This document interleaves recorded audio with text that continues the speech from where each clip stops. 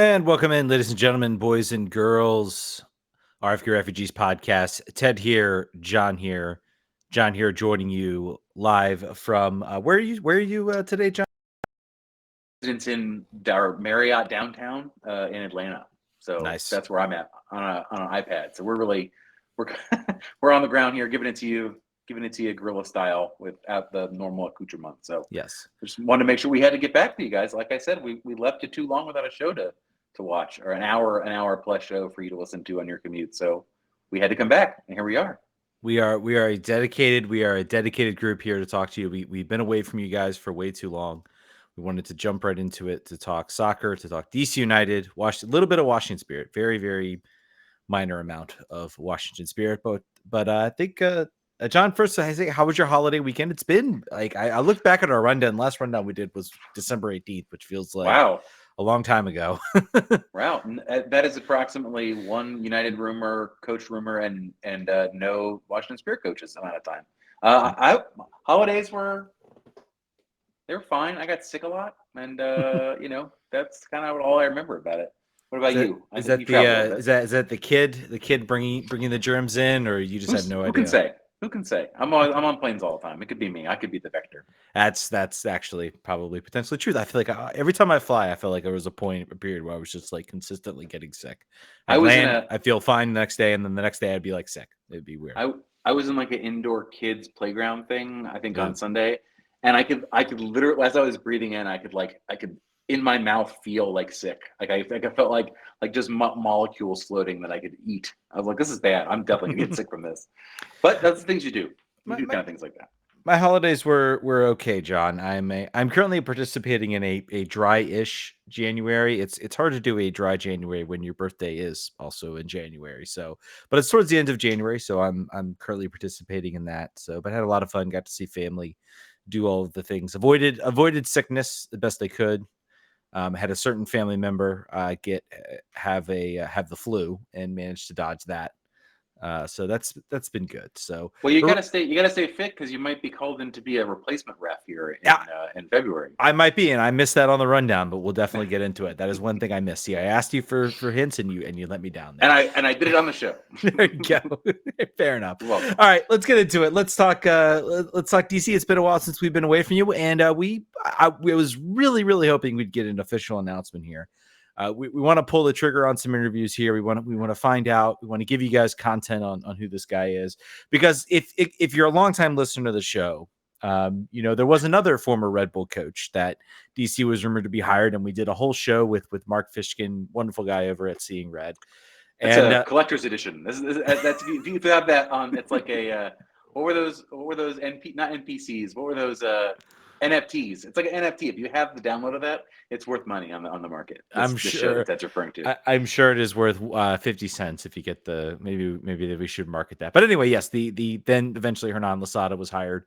So that took a bit of a U-turn. I think this one, what we're hearing is from Stephen Goff that a contract has been agreed to.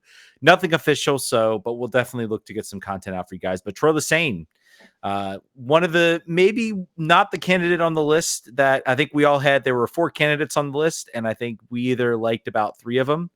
And He was yes, not one of them. he was not one of them. But we'll get into a little bit. I'm become a little bit more positive on his potential hiring. But let's give some info about him. If you don't know who Troy Lesesne is, former New York Red Bulls intern coach in 2023, took over when Gerhard Struber left. That team was in turmoil, chaos, all the things you could say. This was the Van Zier racial incident, and Struber did not immediately take him off. They finished the game. It was a mess, to say the least, and the team was very much sort of circling the proverbial drain. And to give Troy Lesesne credit, he came in and managed to sort of rescue that team. He finished, I believe the team finished with 14 wins. They managed 8th place in the season, so they made the playoffs. Again, not super high up, but he also didn't get really a lot of help. I think what I've heard from fans, Red Bull fans really liked him. They really wanted him to stay. Mark Fishkin, who when I tweeted him out that we'll wait to bring him on to talk about it, said a team would be very lucky to hire Troy Lesesne. So he thinks very highly of him, and I trust Mark's opinion. He also finished as a New Mexico United coach in 2018 to 2021. So he certainly has more head coaching experience than Wayne Rooney. certainly more than Wayne Rooney, and certainly more down the line. But John, give me your thoughts. I know you expressed meh disappointment. Has your tune changed at all a little No, bit, or is it the same? Meh is still very much the. I feel like this is a. I have a couple thoughts, right? We haven't heard anything official from anybody, but one of my thoughts is, if I am the GM who is very, very young, younger than I am even, and I was looking at potential head coaches for my first year in charge, first opportunity leading a team, I would not want a big personality. I would not want someone with prior GM experience. I would not want someone who overshadows me instantaneously and has a lot to say about player acquisition, a lot to say about play style, a lot of just opinions. Troy Lesesne is going to have some of those, but he's also not going to be able to enforce them on the team.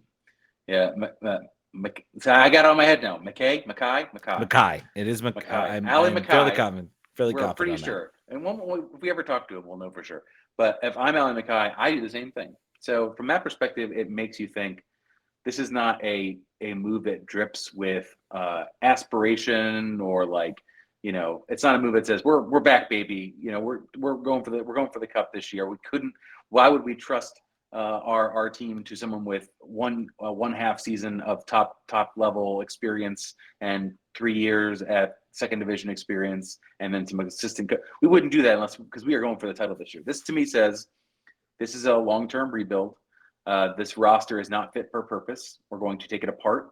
We're going to get the parts that fit. We're going to draft. We're going to be young, and then we're going to do the things that we want to do. And Mackay, I think the conversation has been saying that we want a team that can press. And if people have looked at this roster and said, so that is not totally true based on the players that we have already. We're going to have to make some moves. We've made some. We need to make more. I don't know. I would say I am still whelmed. I still think this is fine. It's not a move that makes people inherently angry. It's not a move that should really excite anybody overwhelmingly. It's just a fresh start, and you have to say, if you're a DC United fan, it seems like they're not making unforced errors here. They're making the choices they want to make, and you have to have some optimism that these choices are going to work out. You gave the keys to a young GM, relatively unproven, an assistant GM in the league, and former agent, and said, "Here's your keys. You got a 3-year contract, 3-year, right? I think. Mm-hmm. Make your choices. You get all your calls. No, Dave Casper is not whispering in your ear like Rasputin. You can turn this roster over. There's 10 players we let go. We have a DP spot open. We have young spots open. So we, for better or worse, we're in the car with him. Ali's driving, and fans can decide to continue to be sad and continue to have no hope, or you just say, hurt me again. I got 3 years of hope and optimism until you prove me otherwise. Even though the last 10 years have not bought that, this move overall, both of these moves, this coach and this GM is saying, we hear you. There is not a lot of reason to trust us, but we're asking you to trust us. And if you want to trust us, maybe we can get to where we want to be here in the next couple of years. What do you think? Yeah, I mean, I guess I hear all your points, but I think the most important thing for me is this is a team, and I found it. I had a little bit of humorous fun. I can't remember whether I did this on the show chat, but I felt like DC makes this hire, and immediately everybody wants to talk about 2024. How are you going to do a press when you've got 230 plus DPs like Benteke and Click? And I'll get into a little bit more about. There are different flavors of a press. Not every press is a Red Bull press. Let's just say you can press and still hold possession, but and I was like, and I was kind of like, I think I'm kind of happy that the team is maybe, I don't want to say completely punting 2024 because I don't think that's the case. But I think they're saying, look, we're going to, if we're not going to try to do a rush job on this and throw something together. If we can make incremental steps, incremental improvements to this roster, we want to get younger. We want to be quicker. And, I think we'll still build a squad. I mean, arguably a squad, particularly in the attack, that I think can still be a playoff caliber style attack. Even with Benteke, you have Teku Di Pietro, who again showed that he could step up. If Gabriel Pirani can sort of make that next level, and maybe being under a new coach, a new system, might be something good. and also we talk about Christian Fletcher lighting it up currently in Swansea and showing videos of five-a-side sessions where he is just absolutely feeling himself right now. So, I mean, all those are potential things that, a new coach can come in. I will say that I agree with you. I think this was a hire that was. I think they maybe did look hard at Dominic Tarrant. I think there was the talk that he was sort of the next level finalist. Apparently, they couldn't come to sort of any type of contract agreement.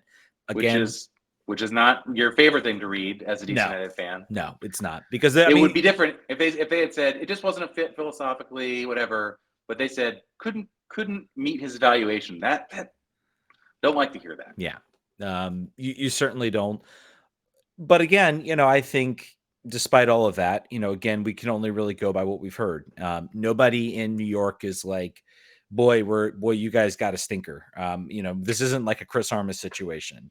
Everybody talks about how much they loved him. People in New Mexico loved him. So everywhere he's gone, he's found success. He's been well respected. And I think, honestly, I think the situation, he's shown to be a guy that can come in and sort of maybe unify a locker room. And I think that's going to be important with a team that's going to be sort of coming together and sort of trying to rebuild itself. Would I have preferred Hugo Perez or Robin Fraser maybe as my top two picks? Maybe, sure. But I think, honestly, and there are also apparently informal discussions with Bruce Arena. I think that the biggest thing, of course, that came out, I think while we were on break, was that Bruce Arena was apparently had been cleared or was about to be cleared to be hired. He is not going to coach in 2023, at least not right now, but I bet he's setting himself up for a potential summer signing. He would be very in a very good position, I think, to be like a right the ship, sort of like a New England, like he was hired in New England, sort of like fix this job. Quick aside before we go on, you brought up Chris Armas. I saw a Colorado Rapids fan talking shit on Twitter, like feeling very confident about themselves after the Zach Steffen comeback player of the year MVP is in the tweet. With Chris Armas, Zach Steffen, Jordy Mihailovic, Omer Fernandez, like Colorado, like I think you said it on somewhere. I think it might have been on Discord. Like it's like someone reminded Stan Kroenke that he has a team, and like he just like remembered the password for his email. He's like, oh wait, I have a team. I could definitely find some players, I guess. But yeah, every team appears to be they poke with a stick and they're doing something. So I remarked that I just like to see any level of like aspiration and trying from all the teams in MLS. So that's good. Back to DC United. Yeah, back to DC United. Again, I think one last thing about the sort of Troy Lesesne hire, I think we've seen from the roster moves of what you're doing, and I think you've kind of hinted at the idea of going young. I've talked about this for several years about how I want this team to maximize the talent that they have in the DMV area, to really own that region, to be able to be a club, because I think it's a city where if you can build homegrown stars and homegrown talent, that's a successful formula in I think the DC area in particular. We talk about the Alex Ovechkins, we talk about the John Walls, guys that were young and selected and drafted. And I think it's sort of a different atmosphere than some cities where you go out and get a big splashy, free agent signing like Los Angeles or something like that. So I think this is a city that you can put yourself on the zeitgeist if you by developing big time players and building sort of big time stars, because those are the types of players that we love in DC. And I sort of see that maybe the beginnings of something like that. And I think, I think it's important. I want to sort of blend some questions in here. I do want to talk about. Thank you for the millions of questions you guys. Oh yeah, during the break. You guys are unbelievable. Let's start with our Discord, DC Ulysses. This one I sort of want. I still want to discuss, because I think it's 2024 is still. I'm not saying don't discount 2024, throw it out the window. I'm saying maybe let's think about 2024, but maybe let's also put a higher emphasis on how is this team going to look in 2025 and beyond. By the way, 3-year guaranteed contract for the Troy Lesesne. So if they fire him, they're paying him for 3 years. So I think that shows. I don't think it's a lot they're going to pay him. Probably not. Too. Probably not. But they're still. I wonder if are they still paying Lasada? I would be curious to know that. Probably. So he's traveling all the time. DC Ulysses on Discord says a high press coach like Lesesne a bad fit for our current roster. Currently, the two DPs, and does that has something to do with the 3-year contract? In other words, Benteke and Click will be gone in 2025. Is that when the real Lesesne team will appear? Let's talk about Troy Lesesne's style of press. I think everybody is. I think it's almost like you go to Red Bull and suddenly you're stamped with the Red Bull label. Chris Armas might be the only coach maybe that doesn't get that label because he actually tried to change it. I think Troy Lesesne came into 2023. He said, "This is a team in a bad fit. My primary goal is not necessarily to change the whole identity of how this team is played. My goal is to keep this team united and together after one of their players just got accused of racial abuse. So my goal is to try to get this team unified and together. That team was set up to play the Red Bull style press. You're not going to change too much. What we are not aficionados on New Mexico. Maybe we'll get some people in that maybe can talk a little bit about that. But from what we have heard sort of from how he played in New Mexico, it was very much kind of a zonal style press. It's not a full on, hard, knock style of press. It's very, very different. Also with a little bit more focused on possession. And I think he sort of talked about that a little bit about how he wants to be more of a possession driven team. I think with response to Mateus Click, I know he's plus 30. He played at Leeds United under Jesse Marsh, A who year was a ago, he's pressing fine. style coach. Yeah, He he'll can be do it. fine. Benteke, I think if you do what you're doing right now, which is you're surrounding him with guys like Fletcher, Tekudu Pietro, and Gabriel Pirani, who are younger, maybe quicker style players, you can maybe make up from some deficiencies. He can still kind of play that kind of target style forward. It can still work, I think, with Benteke. Will it be 100% effective? And will they definitely look, next year probably for a new player? Certainly. But I think it should still be something that could be effective for 2024. Do you think in Troy Lesesne's interview, they asked him if he has any experience coaching teams where players have been credibly accused with racism? It's like they were like, "Do you have any experience with this? Do you have like?" I'm just wondering if in your resume you have something. And then he would just his eyes lit up. He's like, "Actually, I do. I can talk about that." That was the whole time you were answering that. I was imagining the job interview and then being like, just could you give us some examples of how you keep a locker room together? Just curious because it may have happened here. Who's to say? Who's to know?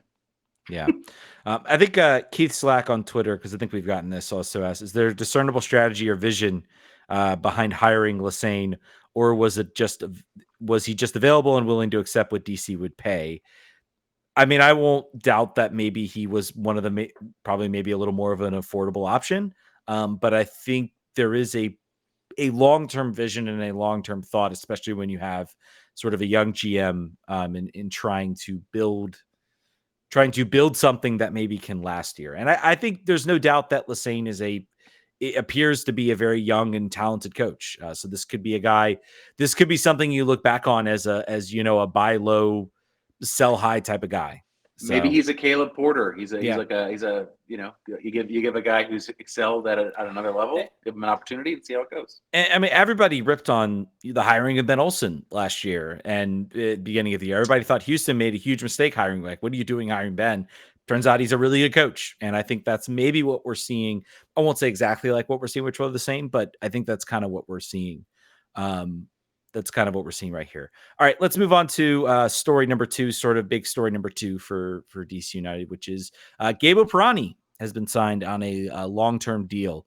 John, I know you have some thoughts about this. You were all hyped about the fact that the team was getting him on another loan. We'll get into maybe why that it is. Give me like your thoughts, opinions. Is this sour you completely on the deal?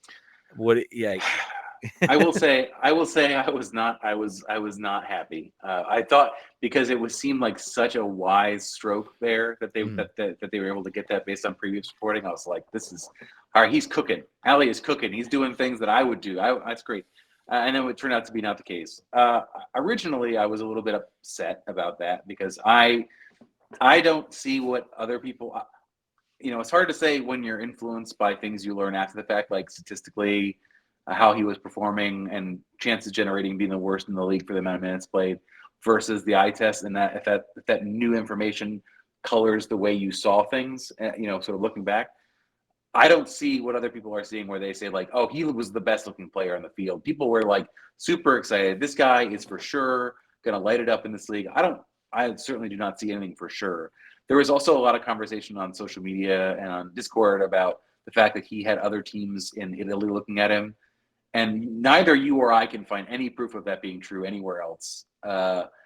So people are acting like Inter Milan were after him. And was like, no, I will sign with DC United. I am loyal to DC United. I must come to the capital.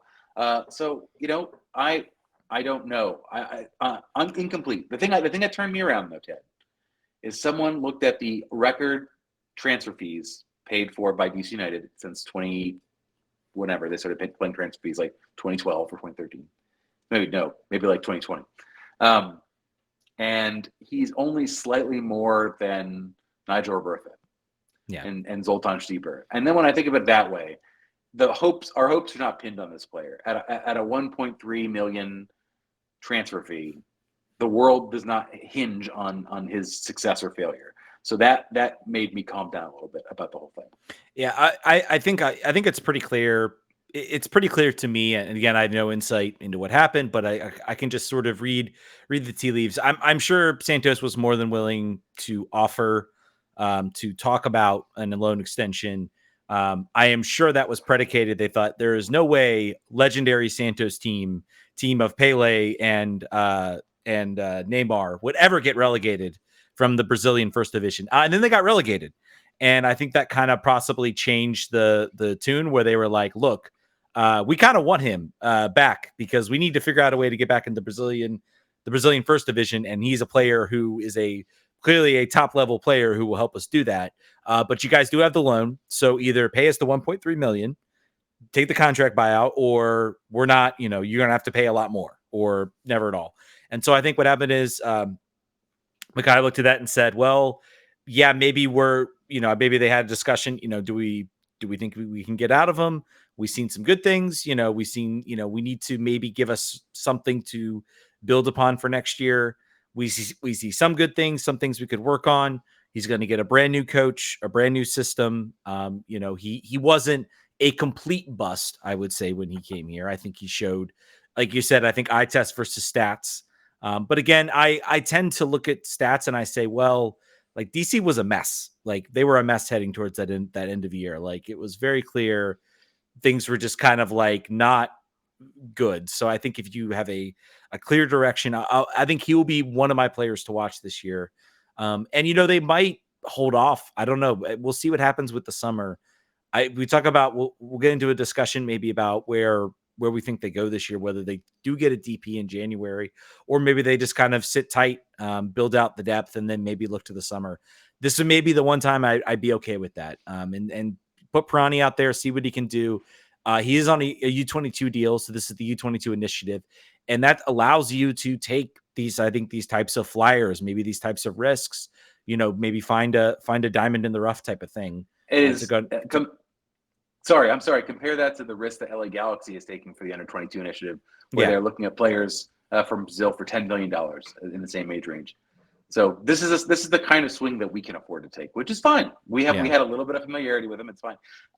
It's weird. This year we're seeing a lot of MLS players move back to South American club teams. Mm-hmm. There's just across the league. We've seen a big number of that. Leaving Portland, leaving Seattle, leaving Atlanta.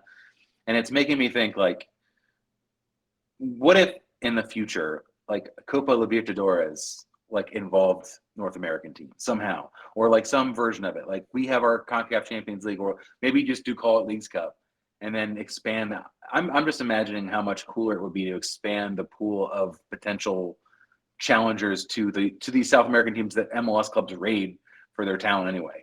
So obviously there'd be some clubs that would just I wouldn't say. Like, I want to see our best against Boca Juniors. I would love to see that. What that would look like in a actual competitive format.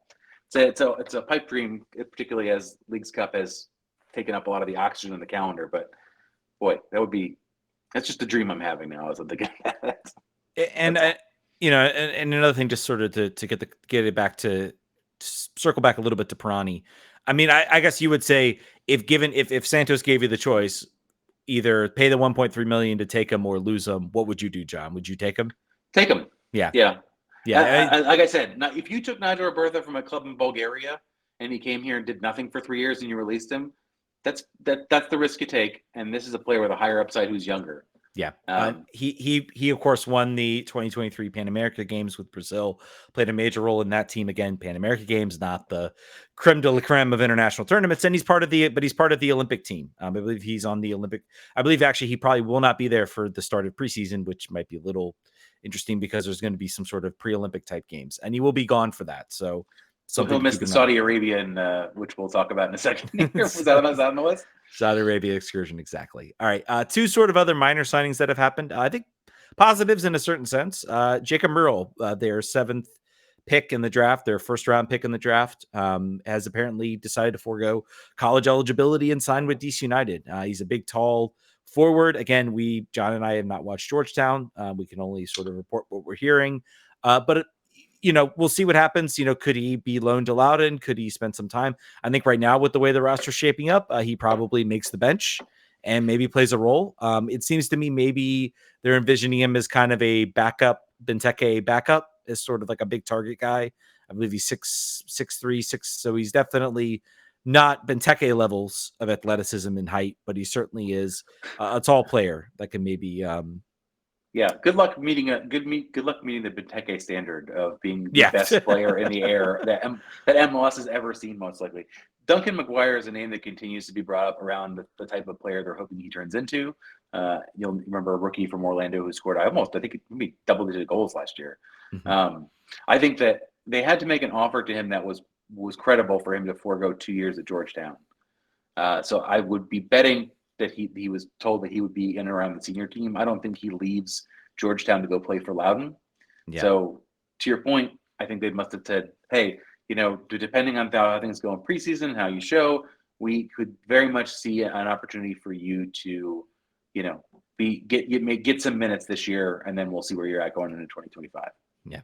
And sort of more minor is Nate Crockford, goalkeeper from, I think it was Wisconsin. I didn't put the college down on the rundown, but I think that's correct. Yeah. But he was the third round pick goalkeeper. Apparently Miller still recovering from his shoulder injury that he suffered at the end of last year. Apparently doesn't look like he will be ready in time. So this is sort of a emergency / goalkeeper death, probably pretty cheap, but maybe a guy they think can get some minutes and show. I think we're probably looking at week 1, Alex Bono being the starter. This is a player who is going to get minutes in the preseason and then likely will never even see the bench, with Zamudio taking the bench spot. This is an emergency signing. I think that this is the kind of guy, if you had an MLS Next Pro side ready to go, you'd sign and stash and say, we've got now our pool is 4 instead of 3. But we don't. So I think they'll sign him for now and probably waive him, or maybe they'll, depending on the contract they sign him, probably non-guaranteed. But if he's signed for the year, they might loan him out so he gets some minutes somewhere. Yep. But not Loudoun, because they have 2 goalies already that they're in love with. So Hugo Farreau is probably going to play most games on. This team, I really hope we get in. This organization, I understand they want to put the team in Baltimore. I am at the point now where I'm just like just start a team. You can move it. You can move it to Baltimore. No one's going to care. Just get a Next Pro team, play them at Audi Field. There'll be 5 people in the stands. Who cares? Play it at Segra Field. Find a dates. Who cares? But they need to get a move on in this. They really risk, and I really am serious. They risk falling behind, because we're seeing teams like the Columbus Crew that have maximized that ability to sort of have the depth. And when you pick up injuries, you need that type of depth. So the Columbus Crew have performed so well in the MLS Next Pro League that their coaches are being hired to coach MLS sides. Yeah. So like, this is a credible opportunity. To your point, these draft picks that you have been previously not taking serious at all and have not panned out. To be fair, they've not gone somewhere else and then succeeded. So that's part to do with poor scouting and maybe player pool. But you need a place to stash these players and give them an opportunity to develop within your philosophy. Gotta do it. Yeah, I got to do it. Let's get to the probably the actual bad news bad news relative on the list, which is DC United heading to Saudi Arabia for preseason, which I don't think anyone this here necessarily love, but it is what it is, I guess, on that front. So they're heading to Saudi Arabia for preseason. I think then they will return to Florida, if I understand correctly. And For no, these games will probably not be streamed. Yeah. Before you tweet, maybe they will though. Maybe they. I mean, the game. Maybe they will. Who knows? That would be at least like one benefit, one small benefit to this is if like you're going to go to Saudi Arabia, you're going to take that Saudi Arabian money to go have your preseason. Like the least you could do is stream these games. Are we gonna? So are we playing like? I'll be very curious to see who we play. Are we playing the Saudi teams and like a lot of them? I'd be curious to know who will be on that roster because a lot of those teams, if you haven't been keeping up with, a lot of players who sign there are like, nope, actually, yes, the money's nice, but my family's not really happy here. I'm not really happy here, and I'd like to go back, please. I'd like to leave. So it is a bummer that Benteke has to come to DC to report for camp because he lives in Dubai. So you're telling me he has to fly across the world to go check in and get weighed, and then fly all the way back to Saudi Arabia. That sucks. They should let him not do that. That is my. If you're listening, DC United, don't make him fly over here. Give him a break. That's a player. There are some players I think that will end up in that Gulf region, and I'm sure we'll be perfectly happy. He's right there. Region. I think that's certainly a place for him to retire and spend his last couple seasons. I think that's right. Yeah, Jordan Henderson from Liverpool, I don't think was necessarily one of the players who would necessarily be happy in Saudi Arabia. But anyway, he talked a big game about how great of a move it was. I think what happened was the dollar sign, like the cartoon spinning dollar signs in his eyeballs. He's like, "Oh, I think it's actually great. I love it here." And I know this is a quick aside. I did not have this on the rundown. But a quick aside about this is like how smart, like hearing all these stories about people being unhappy at Saudi Arabia. The games that there's TV contracts in for I'm pretty sure for these games, but I think I think I've had them show up, and I think it may have been AFC champions when I turn on morning footy and just kind of let it run while I work, and then suddenly I'm look up, oh, there's AFC Champions League games on. I mean, some of the crowds do not look interesting. The games themselves are not interesting. I have no desire to sit and watch them. I think we're seeing sort of the money doesn't solve all problems type of aspect here. It's similar to what happened a lot with when China was big into all of this too. But since we're down this aside, not like the show is going to be long anyway, so let's just go down this aside. Fair. The differences, so a couple differences I think that are worth drawing out. China, the problem why China failed is the check stopped cashing, because they wanted to.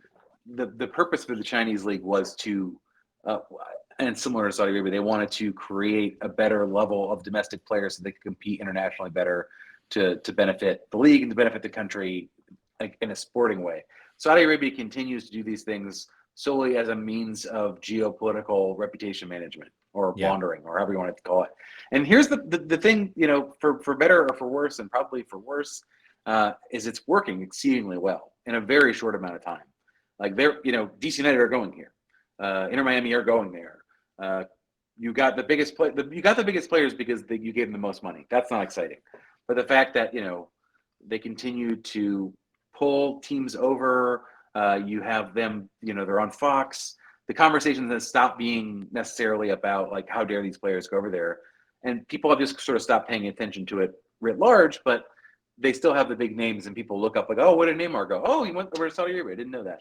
So I think that I was listening to a podcast this week talking about the big trends for 2024, and they were just saying like the Kingdom of Saudi Arabia is in a place where no one else has the money they have, and unfortunately, for like a geopolitical reasons, like you have to swallow hard a lot of times from like a Russia, China, U.S. perspective. Like basically, they were just saying that like you in the long term have to get kind of used to the idea that Saudi Arabia will be ever present, just because they are the only people that have money, and they are making reforms at a very fast pace, and they are killing journalists with bone saws. Like both of those things are true at once, and they're just basically saying like just know like in 5 years time, 10 years time, like they're just going to be regular part of the conversation. It will not be so much like, can you believe that they're able to bring these players over here? They're just going to be like any other place, and it's crazy to think about because of where we are right now and where we were maybe even 5 years ago.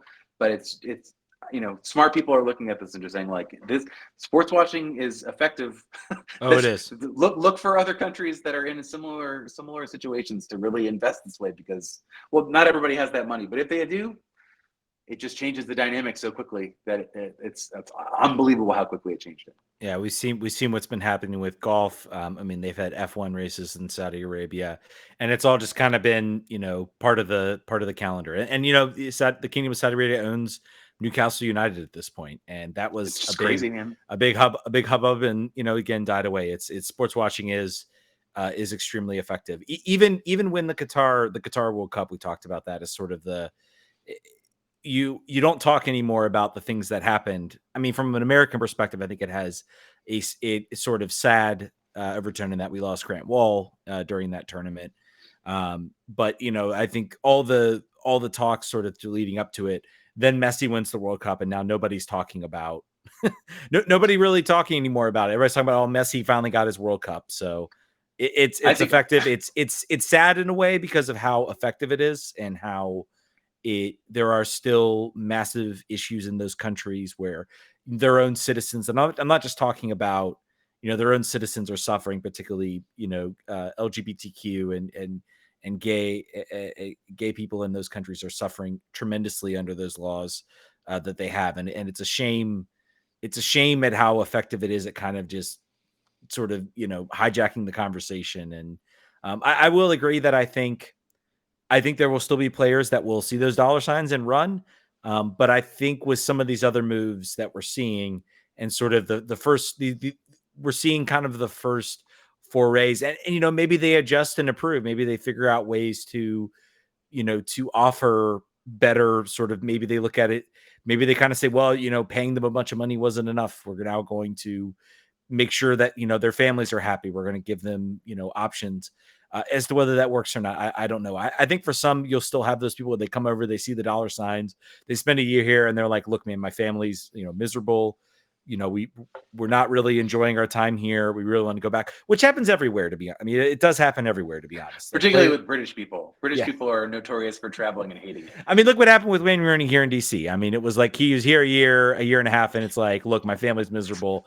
I need to get out of here. This is like not good. Colleen acting like DC is Riyadh, just like there's no culture here. I have to get out of here. Yeah, yeah. But yeah, so completely went off the rails this show. I feel like we were on a nice tight path, and then I wanted us to not be. I wanted us, take the scenic tour on our first show back. Do you want to put the referee information right here? That's sort of like a good fit before we go to the Spirit. Yeah, let's do it. Let's talk MLS referees. So if you haven't been paying attention, and this is something that is near and dear to my heart as somebody who is a referee, the the Professional Soccer Referee Association, of course, has been negotiating a contract, a new sort of collective bargaining agreement with MLS, and apparently things are not going well.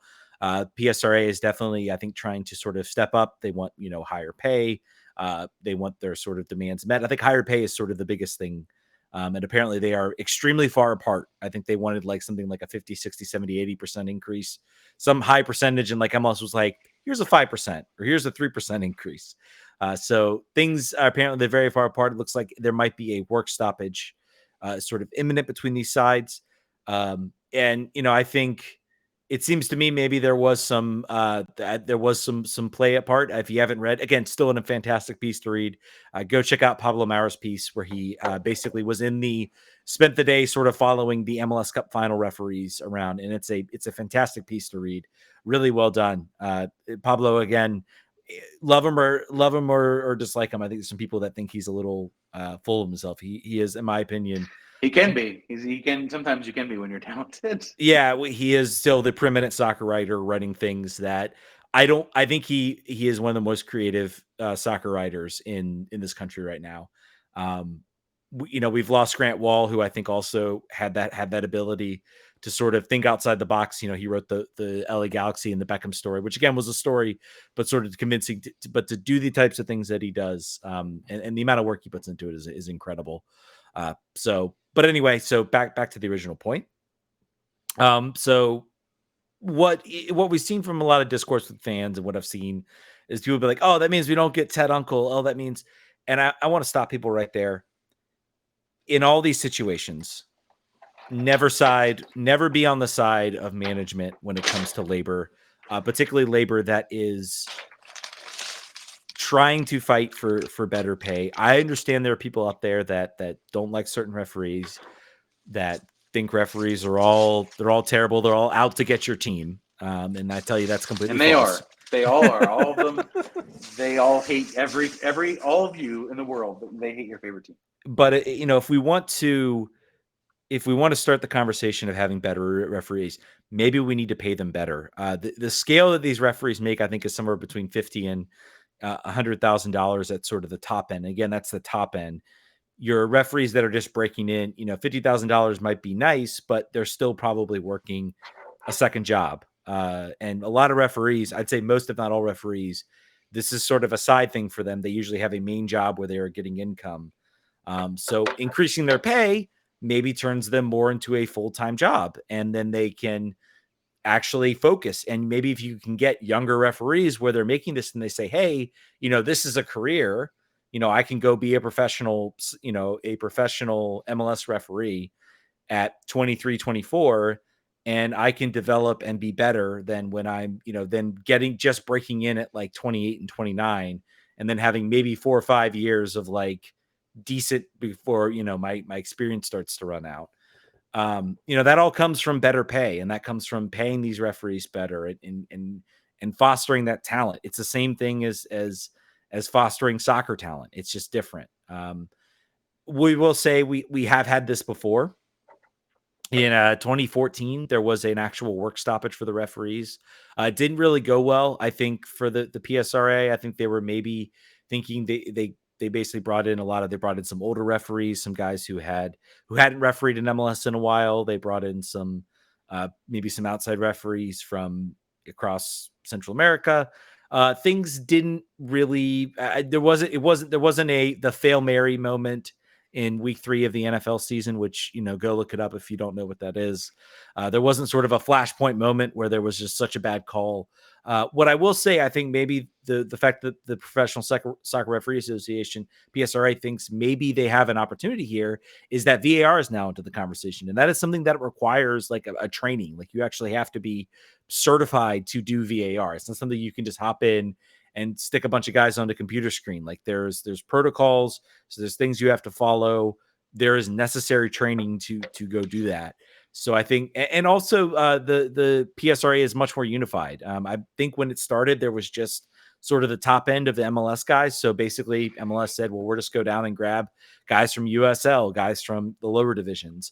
Now it's more sort of across the board between the lower divisions and the top divisions. So I think there's more unified. I think they will probably be more successful this time around. It's going to be a question of if MLS brings in a bunch of international FIFA referees and pays them more from people who are not a part of the PSRA, that could then maybe make things fine. But they've got a lot of people they're going to have to hire. So this will be a story to watch as we enter the season.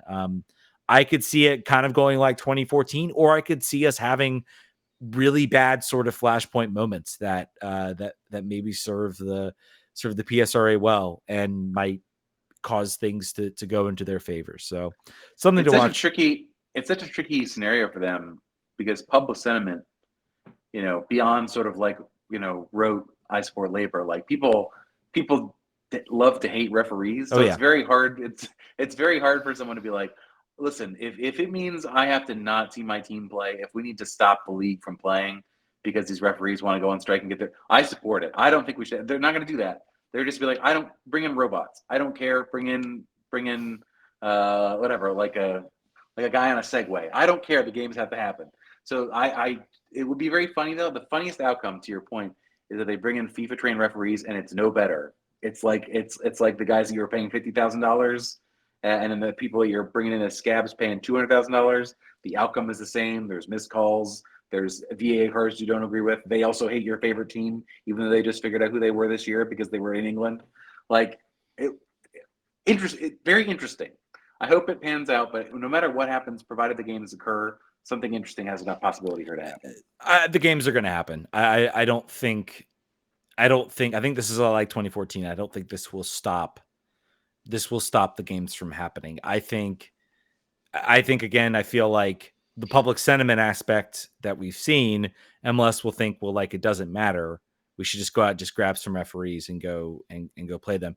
I think we'll see what the PSRA does down to sort of the national level. Do they maybe say, I think what they should be doing right now, if there is a work stoppage, is focusing their efforts on preventing those referees from maybe crossing the picking line, or those guys from and apparently they say they have a pretty hefty salary. I will say, like, the biggest problem you could potentially have is if they go down to like some of the national and state level referees to sort of bring them up for these games, and here they're getting their first opportunity to do a professional game, and Ted, you're gonna have keep to your tell phone them. number updated. Keep your phone updated. I am nowhere. By the way, guys, I am nowhere near ready for this. But basically, see if they can get him trained on VAR too, because that would be sort of the one big thing.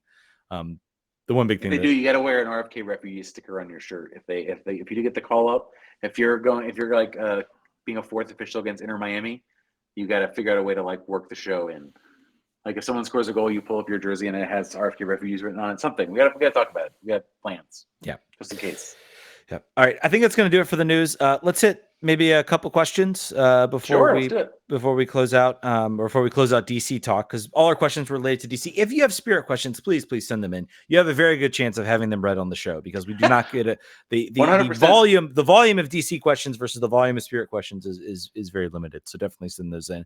I wanted to get this from Brendan Zaborn on Twitter. I underlined this as we have time, but I think it's actually, I've read it over. I think it's a good point. He said Matt Doyle did a little preview of the depth chart. As of now, do you expect more signings for starters or depth pieces? My answer is yes. I think we see. You look at the 11. I think the real big question is out there on that right wing. Do we see the question is going to be, does Lesesne and Mackay, do they think Christian Fletcher's ready to sort of maybe take that role? Do you think Jackson Hopkins is ready to step up? What happens? Do you think Martin Rodriguez is in there? Or do you maybe look to bring in, is that maybe where you look for the DP? Is that where you bring in the designated player? I don't know. I think that is an interesting conundrum. Matt Doyle also had them playing sort of a 3-2-1-4-2 or something like that, or 3-4-2 or something, 3-4-3 or something like that. I don't think we'll see three defenders with this team. I don't think they have the depth for that right now. So again, and I think you're probably looking at maybe at least one more established center back type depth. Yes, center back for a starter, not depth. Yeah, starter. I think you have a rotational three center backs. Mm-hmm. I think you've got Birnbaum. I don't think Jared Barnett, who's the guy they signed from St. Louis. I think he is not even Brendan Hines-Ike level at this point. I think you need to get one more guy you're very comfortable starting next to Birnbaum in a rotation with Matai.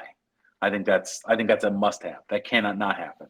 Yeah, you cannot go to war with the army you have here in defense. No, there's going to be. I expect a lot of moves to start flying in for this team, whether they're via trades.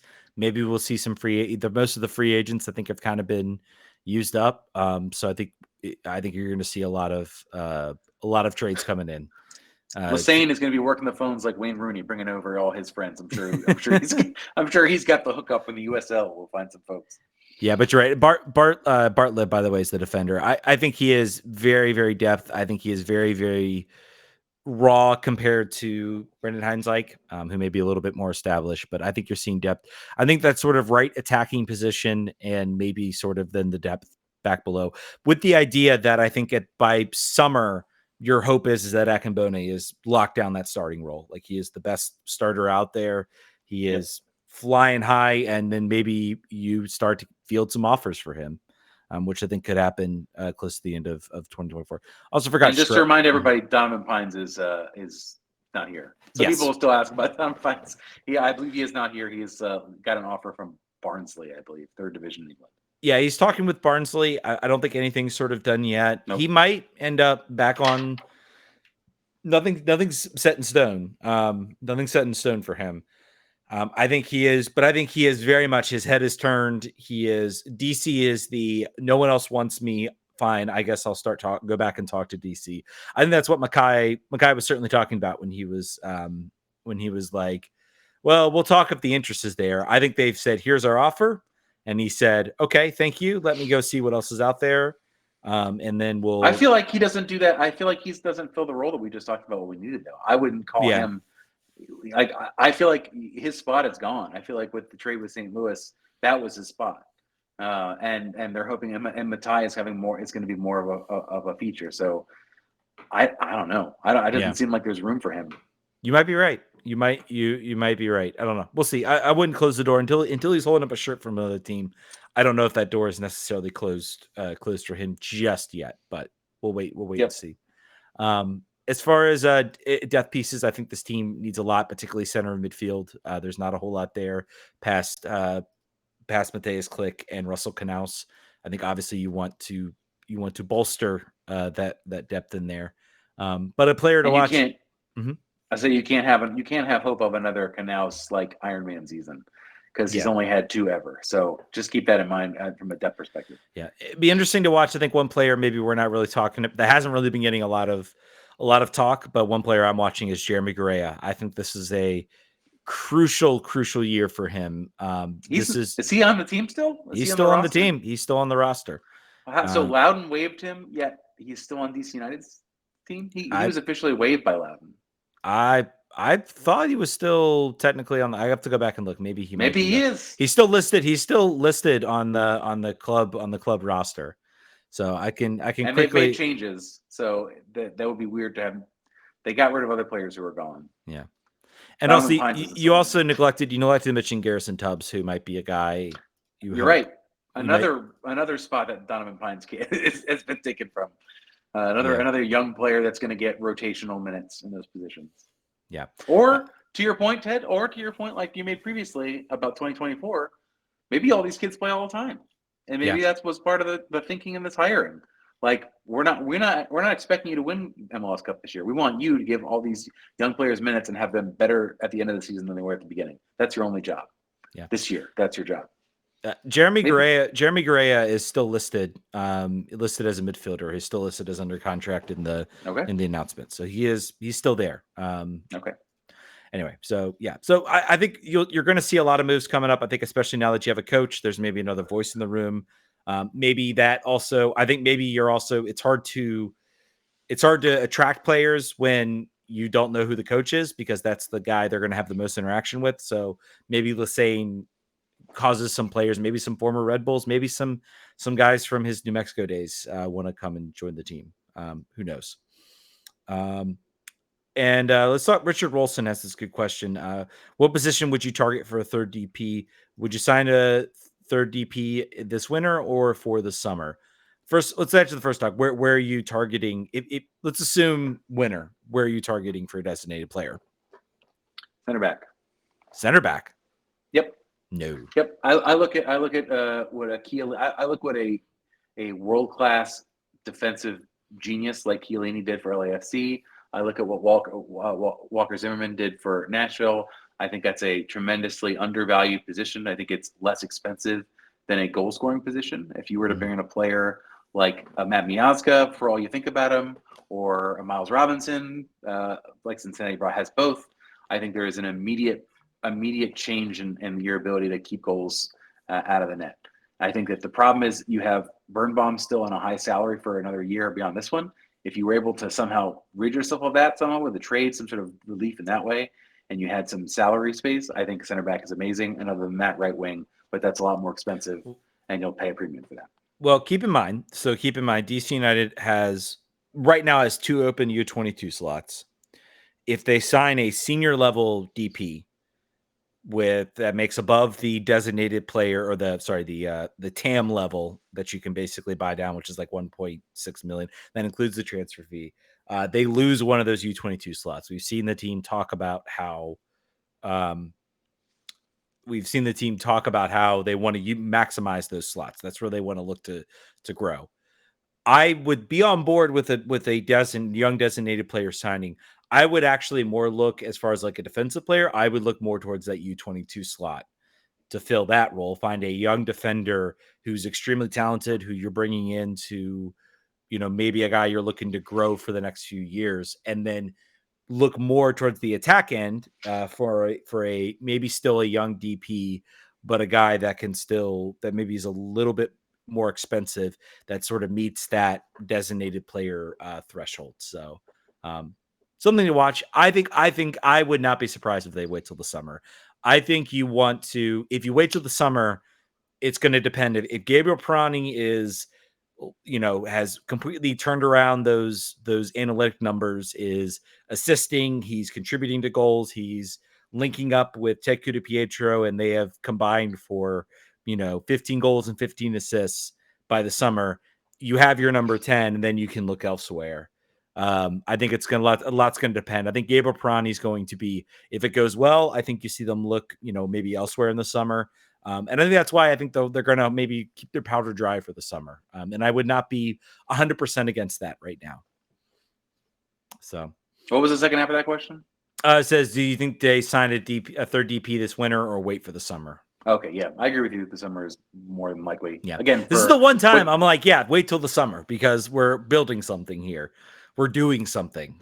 So we're not just. And they're never going to come out and say that our goal is to not. They're going to say our goal is to make the playoffs. That's what they're always going to say. Yeah. And that still may be true with also the secondary goal of development is the primary objective for these players. I think if Matej Akambone starts to gain serious minutes and starts to really develop, I think a Christian Fletcher makes that sort of leap. If Ted Pietro continues his tear, if Gabriel Pirani starts to turn it up, I think this is a playoff team. I mean, even as constructed, and you get some other help in there, again, a lot of teams can make the playoffs, and I guess that's what I'm looking for if we want to call a successful year in 2024, is that this team makes strides where you can see, okay, there's something building here. They have a Cincinnati, not last year, but the year before type season, where they're 4th, 5th in the playoffs, and they are, not really, but they kind of have a huge bounce back where suddenly people start to take notice. I think that should be the goal for this team, not necessarily to go out and win the cup. I mean, nice also to win the Open Cup. Maybe we could use that as a springboard. We'll see. Jesse in the 202 also on Discord with a kind of a cheeky question. Can account this team's resources, available players, and where other teams in MLS are. Is Ben Olsen the greatest DCU coach ever DCU has ever had? I would say absolutely, sure. That's certainly the conclusion we would come to. No, it's probably Bruce Arena, but but as a joke question, yes. So this came after our boy Wayne Rooney, no longer at Birmingham City. Oh man, what wild. That whole saga, there's got to be a book coming out about that saga. There has to be something. Fred Briand very excited about the fact that he done uprooted family for 12 weeks in Birmingham. He's also he's also looks like he is no longer with the team. So Troy Lesesne wants to bring his own staff. I think I think we talked about. I think some people said, well, this is what you do. We're talking about a rebuild, complete separation. I'm like, on the surface, yes, I agree with that. I think it might be helpful to have a guy who is young, hasn't been around the team very long, but also still has like a rapport with the players. You're asking a lot. You're asking a lot of him. So unless you can convince Steve Birnbaum to do it, I think you got to bring back Briand, or maybe Bill Hamid for bench coach. Somebody. Maybe. It would be great. I think that there is. To your point, the conversation was nothing about this team in the last 10 years is worth saving, and I don't think that's true. I think that there's you have one of your assets if you're DC United is who DC United has been over time, and if you're able to find a player who knows that and can say I think there's a value into the in my day conversation. It doesn't have to be Fred. It could be a number of players who have gotten their I don't think there are a high degree of expectations on your third assistant coach. If you were to go find an ex-DC United player who's interested that can, contribute in some way, you should do it. I think there's enough players out there that you could think of. Yeah. Yeah. I think it's, I think the top end we want to change, and I think we're getting that change. Once you start getting a little below that, I think there's some importance maybe to have some type of connection. And I just think he can offer a bridge, is more. I'm not saying he's going to be making big tactical decisions. And I think, you want to be a place that can maybe grow some coaches. we'll see where he ends up. I wish him the best. I think he has always been a great guy, and I think from what we have not heard, we've heard all but good things about his time here in DC. All right, let's shift gears. Let's talk about Washington Spirit. The Washington Spirit. I don't think if we went back in time when Michelle King took over the team coming off a 2021 championship, we would maybe be less sure about the Spirit now than we are about DC right now, to be honest. Vibes are not good. There's another super team that's sort of developed and has basically been gobbling up all the free agents. New York Gotham have signed Rose Lavelle, Crystal Dunn, Tarina Davidson, and Emily Sana after coming off winning the NWSL championship. So they just literally uh, they took their strong team and made it even stronger. So yeah. And They DC, have assembled this Voltron here quite clearly, but also they have become the team that everyone should hate. oh yeah. Everyone should be rooting against Gotham. If you are, I can't help you. If you look at Gotham and say, "Oh, that's great, they have all these good players. I like them now. I hope they win. I hope they look like they're gonna have a lot of fun." No, your job as a fan is to be like, "I hope they are in last place. I hope nothing but bad things befall them." And again, man, off season, the Spirit probably in 2022 would not have been predicted. 2021 with the Spirit looked like almost like this was like the Michelle King came in. 2022 was supposed to be like where this team was going to ascend to be like a power in the NWSL. You had all these young talents who won a trophy ahead of schedule, who were dangerous, who were fun, and it all just completely fell apart. Get a lot of big. I mean, and I'm not necessarily including any of these players of having big personalities. I mean, there's been nothing to say that to the effect. But sometimes there is such thing as too much of a good thing if you are just signing players to build yourself a good team and you're building a fantasy team. Sometimes there's not someone there saying like, wait a minute, this isn't fitting. This isn't working. So remains to be seen. They could struggle. They could absolutely struggle. We've seen it happen before. Chelsea spent $1 billion on their roster, and they struggle. So it's possible to happen. Still no word. It looks like I think at this point we can say Jonathan Giraldez will be the coach of the Washington Spirit. It's Eventually. just eventually he will probably come in the summer. Leads the question: who's going to be leading this team? Who's going to be coaching this team? And I think that's still been a frustrating thing about the fact that this team still can't seem to find everybody.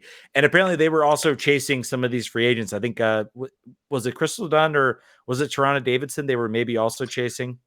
Tierna Davidson was not on but Crystal Dunn was in conversations about that because she has family here as well. Her rationale was I'm from New York, so I want to be near family. But there hasn't been any other conversations. There hasn't been any other links to players. Although that is not true. Who's the right back for Chicago that's coming here? I'll find that. That's been the Athletic recently, but. Yeah, so the Washington Spirit, the question of who's going to coach them in the near term, that has not been confirmed, but Mike Bristol, who's the director of player personnel and an assistant coach, is most likely to lead it, according to Goff. So that is not exciting from a standpoint of like they've got to get all the way to June for this coach to come in and install his system. It's very much an Emma Hayes situation where he's coaching another team, but he'll have an opportunity likely to say how he wants to set the team up going forward, and then just sort of slide into it. So I think it remains to be seen. I don't know how great that is. The fact that Mark Krikorian will be the man in charge of the draft here in a couple weeks or a week. I don't even know when it is. Sometime, I think it's next week. So it's hard to say. I think that you've had this coach identified, and he's likely to be the one. You can hopefully try to stock some players that would fit that style. The club has 2 first-round draft picks, I believe, this year, or is it? I think they do. They have some top-level draft picks. They might have had to give one away in the second round for draft protection in the expansion draft, but the team has holes still. Right back is still an open question now with Dorian Bailey having been taken. I think that was by AFC. I'm pretty sure. There's Traded. There's lots of so questionable There's lots of moves to be made. I don't know what we can talk. Let's talk about the salary cap real quick. I By think the that's a way, I part. just want to jump up. Casey Kruger, That's the name. is the player. She's a free agent that the Spirit have apparently close to signing. So there's your right back, by the way. Right back. And Nicole Barnhart, also coming from free agency. Welcome back, Nicole Barnhart.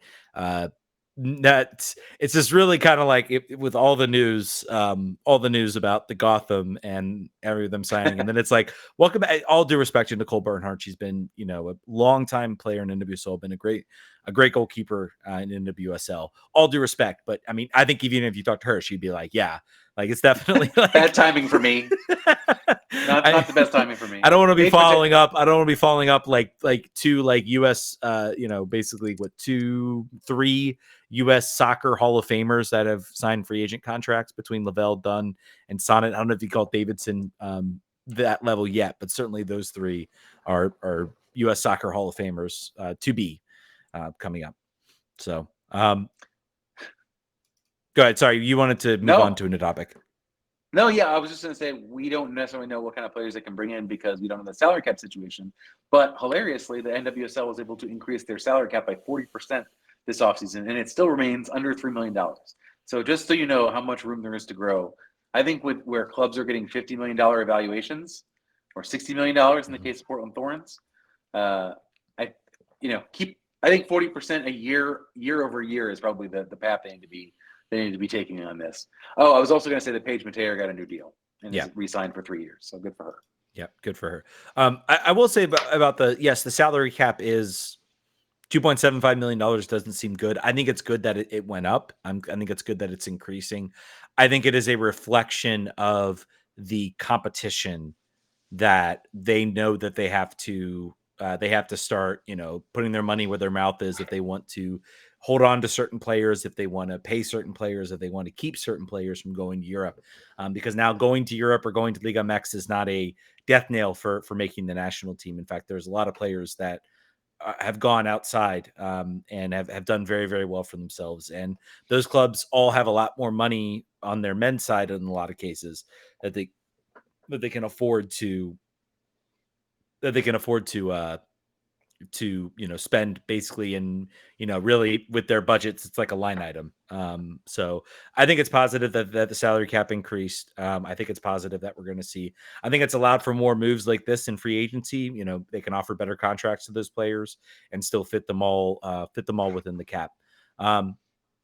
Michelle Kang, by the way, should drop, continuing to build her women's soccer empire, global women's soccer empire, buying the London City Lionesses. Funny enough, a team like I legitimately thought, and this is totally bad on my part, I thought every single like women's soccer team in England was like attached in some way to like the men's side. So the fact there was like another club, and it's like this is not a club, and I looked around, there are others too. So just out of interesting, like I thought it was like a given that all these clubs just had attachments to men's side. So the fact that there's like this like independent club that's in like the second division of against all these other massive teams that have massive budgets is really cool. So pretty recently founded too, I believe. Yeah. Like fan founded. That's cool. Yeah. So that's some money into there. And I'm not against, Michelle Kang flexing some muscles and building, I guess, a city football group for the women's side. I think there's not really anybody else. Really, she's probably the biggest sort of, overarching investor in soccer.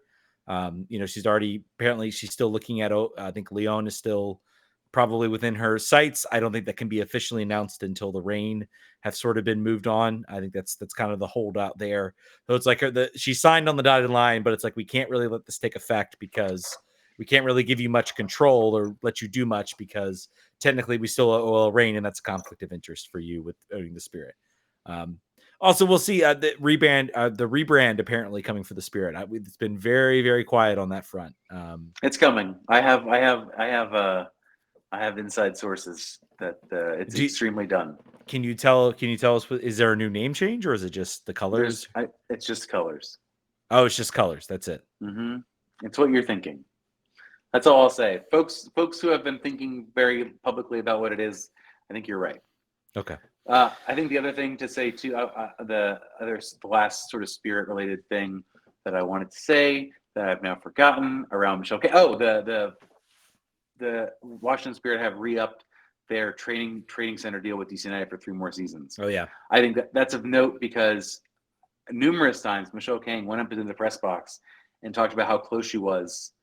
Potential, she was taking site tours around the area. She was feeling good about it, and now 3 years for sure they'll be in Loudon. So I think that's a matter of, she doesn't have infinite capital. She's got money, but the London City Lionesses could not have cost very much money.